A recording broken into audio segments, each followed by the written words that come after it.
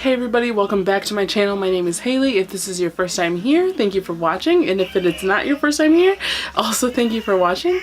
Today, I am bringing you guys my July wrap up. We are already 2 weeks into August, but with the first week of August being Booktubeathon and then me being so burnt out from recording and reading and stuff from the first week of Booktubeathon, I haven't gotten around to filming my July wrap up, so I figured better late than never, and here I am with it now. So I'm gonna try and make it really short and sweet because usually my wrap-ups are pretty long. So I only read 5 books in the month of July, but that is okay. I pretty much enjoyed all of them. I mainly gave out 4 stars, 1 3-star and 1 5-star, but I'm still really happy with what I read, so I'm just gonna go straight into it. So the first book I read was Undead Girl Gang by Lily Anderson. It was really, really good. This is a story about a girl whose best friend dies and people think that she committed suicide, but she doesn't really believe that.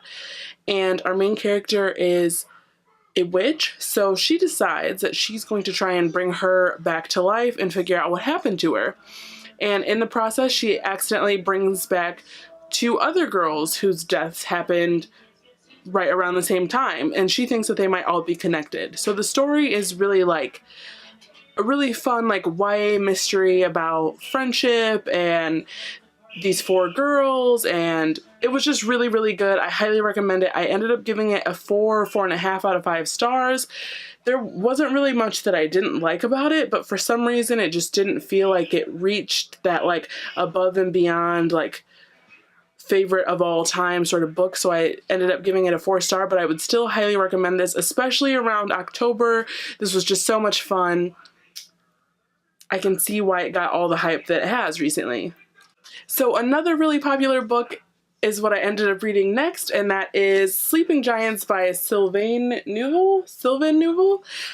This is a science fiction story about a girl who, when she's little, she stumbles through the woods into this hole. And inside the hole, there's this giant hand. And there's all of these like turquoise symbols and like foreign drawings on the hand. And then you fast forward however many years later to when she's an adult and she's a doctor and a physicist, and she's trying to figure out what this hand is and where the other parts of the body are. So the story is told in like interview formats, so it's sort of like they're all interviews.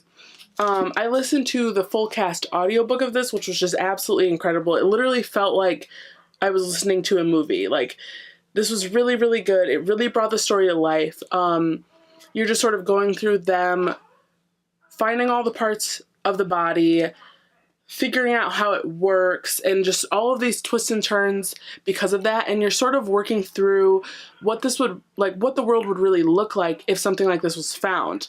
You know, we would have to completely rework the way we view religion and our numerical systems and, you know, our beliefs about space and God and stuff like that. So this was really, really good, really cool. I've got the next 2 books in the series. I haven't picked them up yet. I'm not a huge sci-fi reader, but this definitely makes me want to pick up more. I ended up giving this a 4 out of 5 stars. I would highly recommend this as well.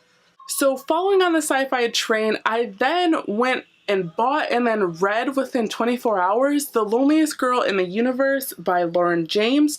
This I also listened to on audiobook, and I ended up giving this a 5 out of 5 stars. This is about a girl who is born on a spacecraft and her parents end up dying, and you figure out how they died and sort of what happened and all that.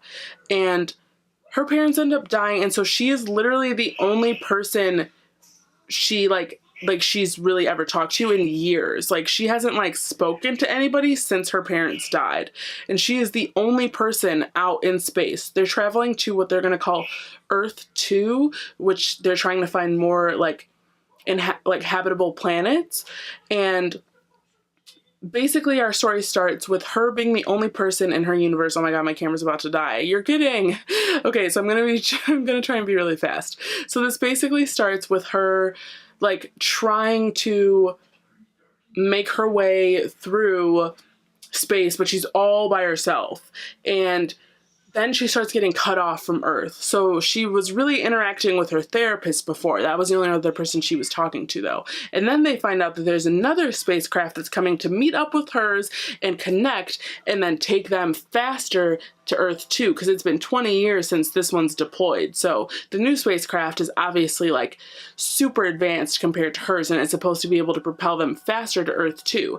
And so you've got this like mystery element that comes into play during the second half of the book, and I didn't really know much about it, so I don't want to give you guys too much information about it, because I really feel like figuring it out for myself heightened my enjoyment of the story.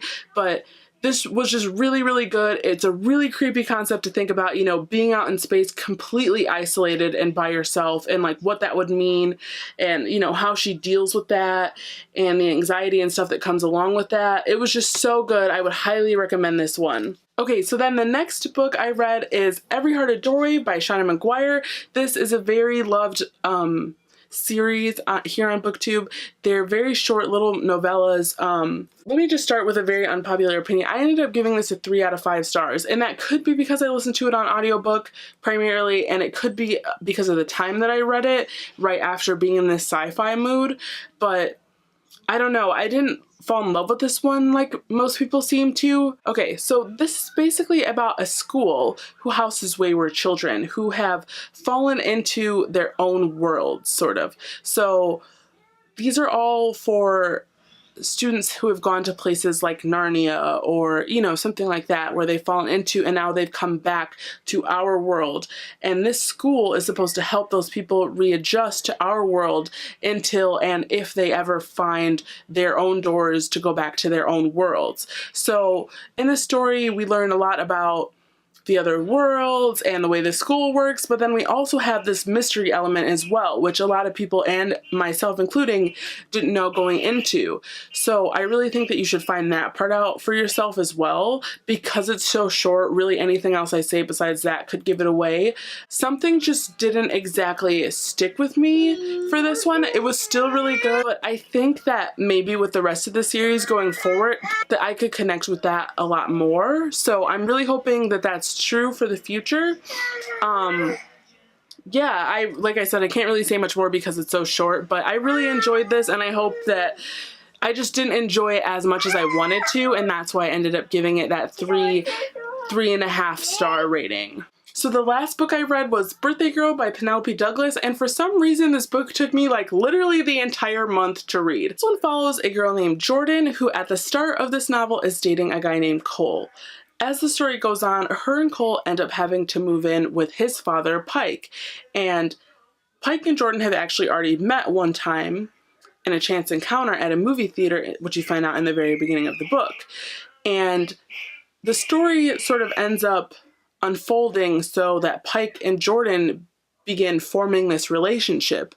And it's an age gap story, and I know that's not everybody's thing, and I definitely didn't think it would be my thing, but I don't know, just the way this was written and Jordan's maturity and Pike's maturity and Cole's immaturity sort of all like blended together to make this a really fun story, and a really she really made it easy for us to fall in love with the characters and like really root for Pike and Jordan. And I really, really enjoyed this one. It's just like a fun, like new adult romance. And I feel like with every Penelope Douglas book I read, it just gets better and better. And this one definitely is my favorite of hers so far, and I would highly recommend it as a fun summer contemporary. So yeah, I know I really had to speed this one up. I wanted it to be short anyway because my wrap-ups are usually pretty long, and sorry about my camera focusing and unfocusing so much. It's because my camera's about to die, but I'm glad that I made it through. Those were all 5 books that I read in the month of July,